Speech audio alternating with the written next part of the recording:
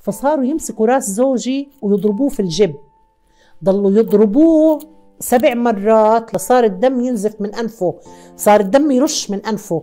كل الشارع وكل المنطقة اللي كان يعني فيها الجب واقف كله تعبى دم، صار بركة دم كبيرة.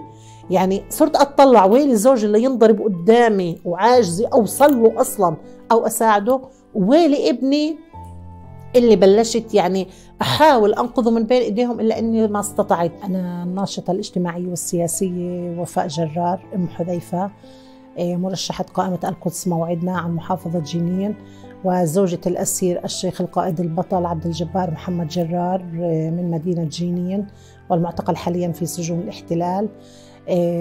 أنا أبلغ من العمر 48 عاما، ولدي ولدان والحمد لله رب العالمين، حذيفة وأمجد، وابنتان تقوى وزيتونة.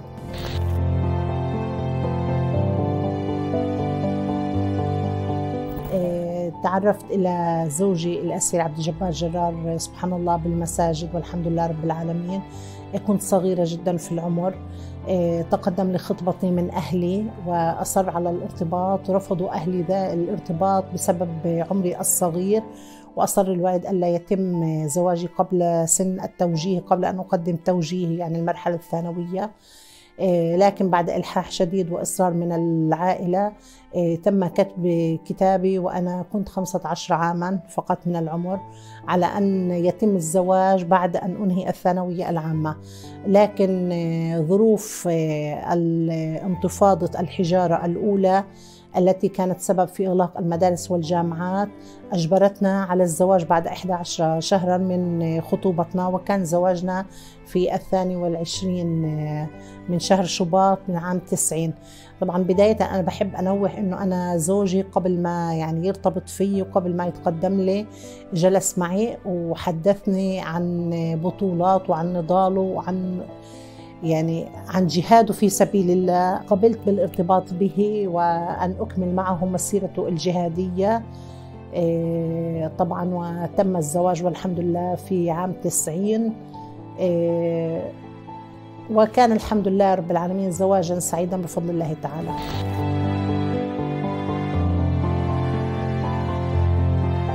يعني زوج على طوال سنوات زواجنا، احنا 32 سنة متزوجين، زوج اعتقل 14 عام ودخل في العام ال15 من الاعتقال. يعني انت بتحكي نص عمرنا في الزواج قضاه في الاعتقال.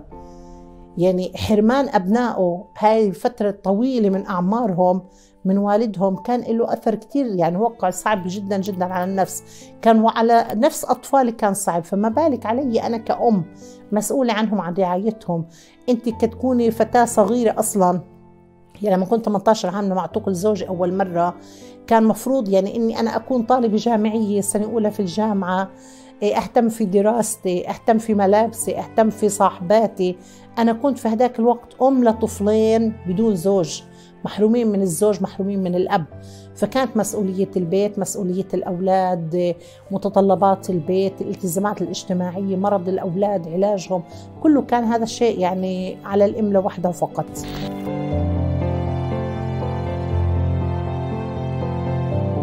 حقيقة إنه كان الأمر صعب جدا جدا.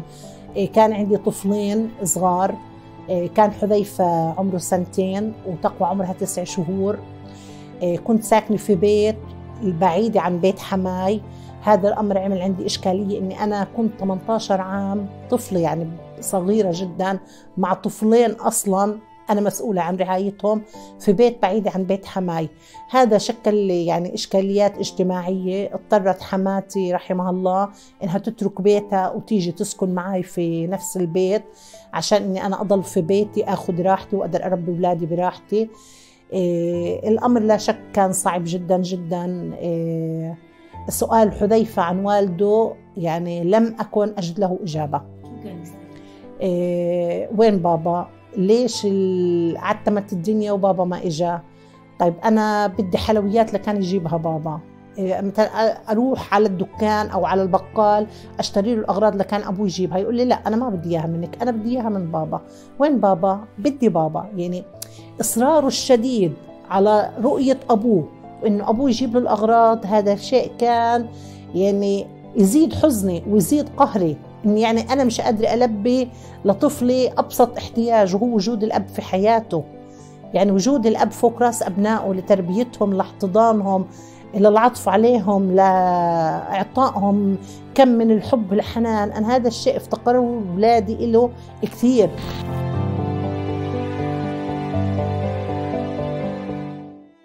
بدأ أمجد يكبر ويتربى ويسأل عن والده. ما في أب يعني مش شايف صورة الأب في البيت. فسبحان الله يعني ابتلاه الله بعدم الكلام. يعني صار عمره 2.5 سنين وخرج أبوه من السجن وهو ما بيحكي. فقط الكلمة الوحيدة اللي يحكيها بابا وماما.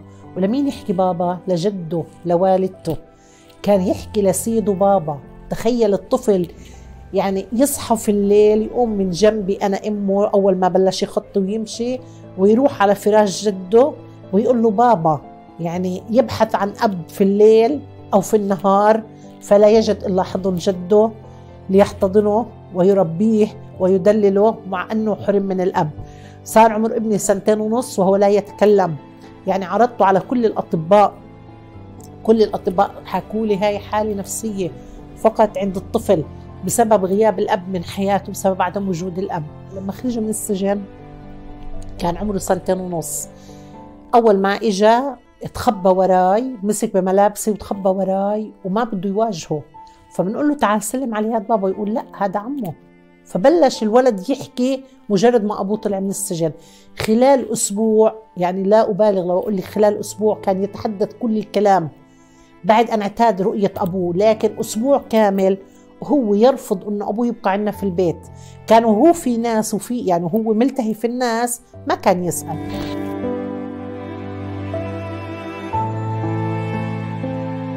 كان عشنا حياة سعيدة. فالمحتل الإسرائيلي نغص علينا أجمل لحظات حياتنا من بداية عمرنا حتى كبرنا. حتى يعني المحتل الإسرائيلي لاحقنا بفرحتنا خالته بكل شيء. يوم زفاف ابن حذيفة الابن البكر، اللي كانت الفرحة الوحيدة اللي رح زوجي يشاركنا بوجوده بيننا، تعمد الاحتلال الإسرائيلي بعد ما حددنا موعد الزفاف وطبعنا كروت العرس ووزعناها. تعمد الاحتلال الإسرائيلي اعتقال زوجي قبل الفرح بأيام، ثم أفرج عنه بعد الفرح بأيام، وغيب عن الفرح أسبوع واحد فقط لتنغيص الفرحة، مع إن كنا ننتظر هي الفرحة الوحيدة اللي كانت رح تجمعنا مع زوجي. فالاحتلال الإسرائيلي للأسف هو سبب أحزاننا وسبب تشتتنا وسبب عدم جمعنا يعني كعائلة. لكن نسأل الله تعالى إنه أن يغير الله سبحانه وتعالى حالنا لأفضل حال، وأن يزول المحتل الإسرائيلي، وأن يلتم شمل العائلة من جديد، وأن لا نعاني من سجون الاحتلال مرة أخرى.